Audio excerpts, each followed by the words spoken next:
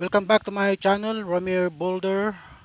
Ayon po sa report, Akbayan 6, release of top government officials, SALENS. Hindi pa po yata naglalabas itong mga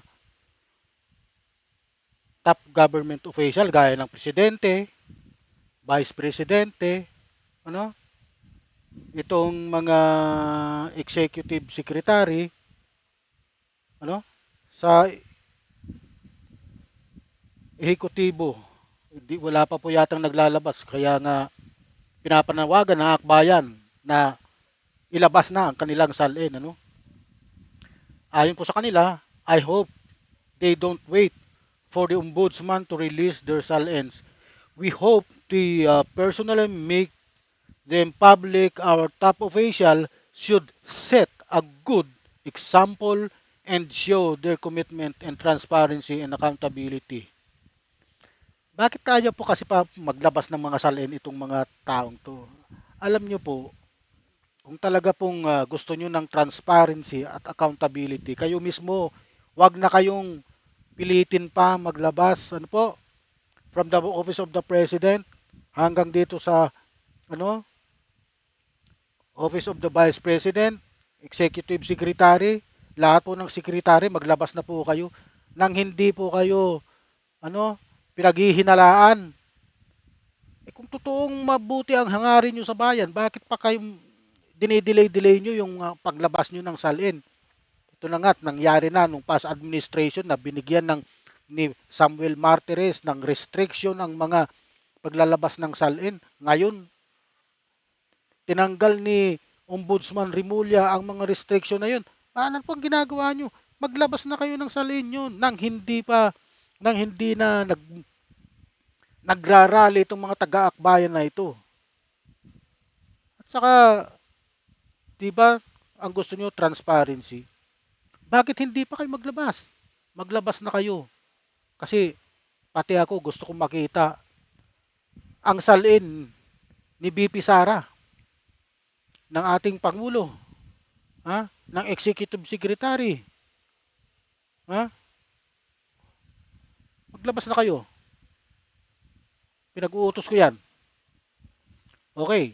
Akbayan Party List along with civil society and youth leaders went to the office of the Ombudsman on Thursday to submit a letter requesting the release of the statement of asset liabilities and net worth salens of top government official.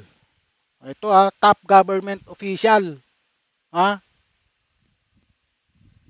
Tinatawagan ng pansin ang presidente at vice presidente. Maglabas na po kayo nang hindi po tayo nagkakaroon ng ganitong mga kilos protesta pa. Oh. The request was filed ahead of the effective of Memorandum Circular number 3 on 15 November uh, 2025, which lift restriction on public access to public officials SALNs. Among those requested are the SALNs of President Bongbong Marcos, Vice President Sara Duterte, former Ombudsman Samuel Martires, other Constitutional Commission officials. For us, this is a test of the government's seriousness in ensuring that transparency and accountability are the rule of the land, especially in the face of massive corruption scandals. Akbayan National President Rafael David said in a mix of English and Filipino, David stressed that it is vital for the public to have access to those documents to scrutinize the wealth of the country's highest official. Okay. It's important that we see the salins of our top official in order to have public scrutiny of their wealth. It is under declared seeing unexplained wealth, especially when compared to their expected income, she said. Before the Ombudsman Jesus Crispin Boying Remulla appointment, former Ombudsman Samuel Martinez has restricted public access in SALN under the Memorandum Circular Number 1 in September 2020. Ito po, yung pag-restrict ng dating Ombudsman ni Samuel Martinez ng SALN ng lahat ng elected official. Bago ka makakuha niyan, kailangan muna ng consent ng taong gusto mong makita with notarize, napakahirap po. Ha? Ano? Utosan mo sila, magpanotaryo ka, bigay mo sa akin, ganun. Kaya napakahirap po. Diyan po lumaganap ang korupsyon. Ha? Lumaganap po ang korupsyon. Sapagkat wala pong nakaka-access sa salin. Napakahirap. May restriction. Kaya kailangan nitong managot nitong si Samuel Martires. Kailangan nitong maimbestigahan. Dahil nung ginawa niya yung restriction, tanging siya lang po ang ombudsman na gumawa ng ganyan. The past ombudsman from the uh, Fidel Ramos administration,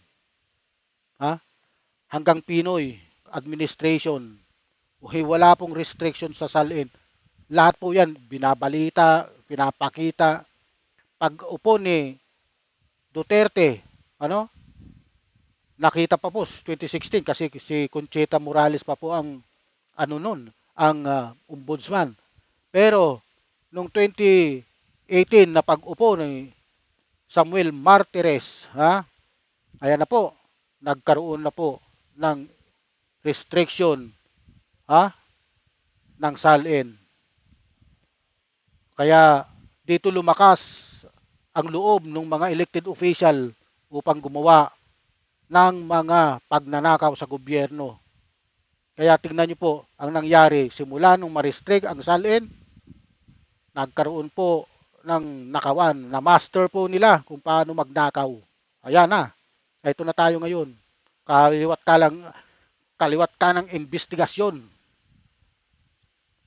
Hmm?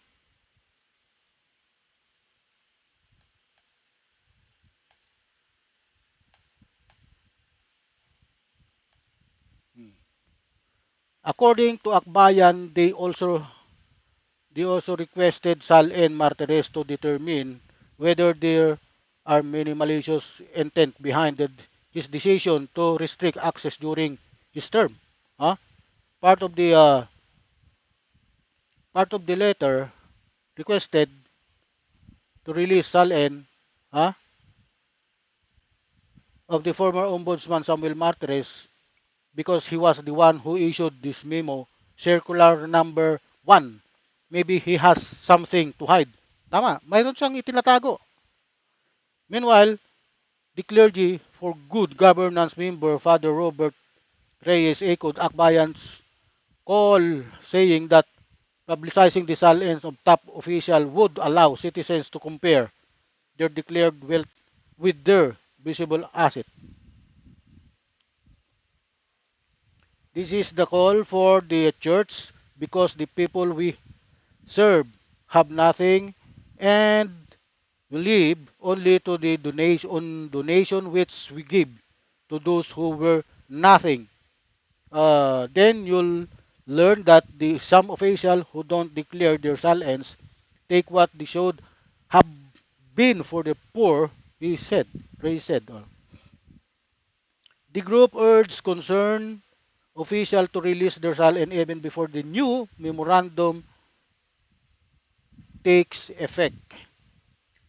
I hope they don't wait for the ombudsman to release their salin.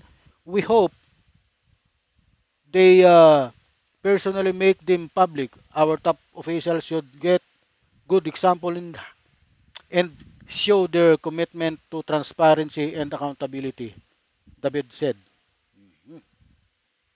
Okay, ayan po ang mga hinaing ng akbayan, na bakit hanggang ngayon daw po wala pa pong salin na nirelease ang Office of the President.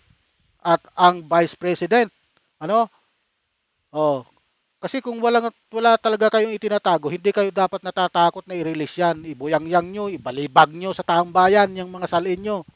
Hindi na kayo kailangan pagpilitin. At kayo inuutosan ng taong bayan na ilabas nyo, ipakita nyo sa tao yung mga salin nyo.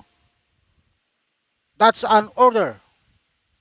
Yan po ang order ng mga mamamayang Pilipino na nagluklok sa inyo sa posisyon na yan. Kaya wag na kayong magpatumpik-tumpik, magpa-delay-delay. Ipakita nyo ang inyong salin. Okay? Hanggang dyan na lamang po. Huwag niyo pong kalimutang mag-like and subscribe. Thanks for watching. Don't miss our next video. Mabuhay po kayo.